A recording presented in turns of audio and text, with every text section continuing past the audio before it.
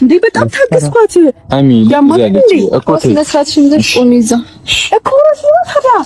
ለምንድን ነው የምታበጫው? ስመጣ ነው እንዴ ያዙ ይልቀቁኝ የምትይው? ባዶ እጄን ስመጣ አትይም ነበር እንደዚህ? ልክሽን አሳይሽ ነበር። ነይ ብቻሽን እንገናኝ። እሺ ረፊ ሃይሚ ተረጋጊ። እዩ ለምንድን ነው የማይሆን ነገር የምታደርጊው? እግዚአብሔር መስመርሽን እያለፍሽ ነው። እኔ ምንም የማይሆን ነገር እያደረኩ አይደለም እኮ። ቅድም ምን እያልሽ ነበር? እሺ ብለሽ አይደል? ከማን ጋር ነው? ከብሩክ ጋር ነው አይደል? ስለዚህ መናገር ካለ የምን ችግር እኮ እየሆንሽብን ያለሽው አንቺ ነሽ። ምን ማለት ነው? እሷ እኮ የኔ ህይወት ናት አይደለ? እና ጸጥ እንድትልሽ ነው እንደፈለገች። ስለመለከተኝ እኔ ግን ካንተ ጋር ነው መጨረስ የምፈልገው ያለኝን ነገር። አንቺ እንደ ጤነኛ ሰው አስቢ። ካልሆነ እናስመርምርሽ ወይ ጸበል ሂጂ።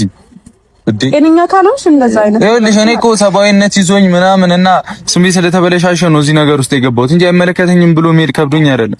የራስ ጉዳይ ማለት እኮ ትችላለህ። እንደዛ ማለት ያልቻልክበት ምክንያት ነው። ሰላም ቤተሰብ እንዴት ናችሁ? ደህና ናችሁ? ሰላም ናችሁ? አላችሁ አለን። ዛሬም በአዲስ ነገር ብቅ ብለናል ማለት ነው። ቪዲዮን እስከ መጨረሻ ተከታተሉኝ። አስተያየት ካላችሁ በኮሜንት አሳውቁኝ ማለት ነው። እንግዲህ የሃይሚና የብሩኬ እዩ ጉዳይ እንደቀጠለ ነው እንጂ እየቀነሰ አይደለም ማለት ነው።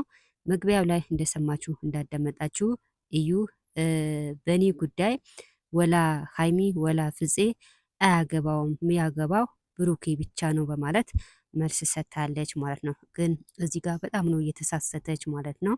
ሃይሚ ማለት ብሩኬ ማለት ነው፣ ብሩኬ ማለት ሃይሚ ማለት ነው። እና የእሷ ሀሳብ ሃይሚና ብሩኬ እንዲለያዩ ነው የምትፈልገው ማለት ነው። ግን ይህ ሀሳቧ ከአይምሮዋ ማውጣት አለባት። ሃይሚና ብሩኬ መቼም አይለያዩም። እሷ ግን ሁለቱንም እንዲለያዩ ነው የምትፈልገው ማለት ነው። ብሩኬ ባጭሩም ነገራት ማለት ነው። ሃይሚ ማለት የኔ ህይወት ናት፣ በሷ እንዳትመጭብኝ በማለት መልስ ሰጥተዋል ማለት ነው።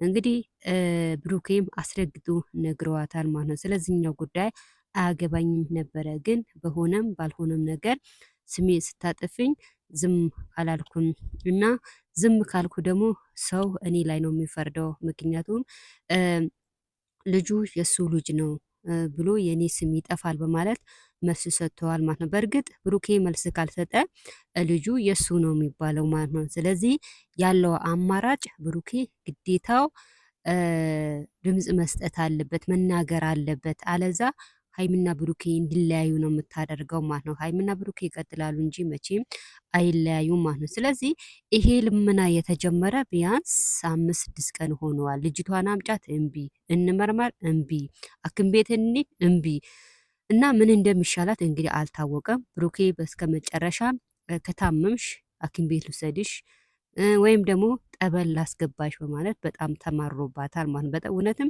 በጣም ታናድዳለች ማለት ነው። ስለዚህ በጣም የምትገርም ሰው ናት። በጣም ደግሞ ከባድ ናት ማለት ነው። እና ሃይሚ በጣም ትግስቷ አልቀዋል ማለት ነው። ልደበድባትም ተነስታል። እንደውም ልጅ ስለያዝሽ ነው እንጂ አልተውሽም በማለት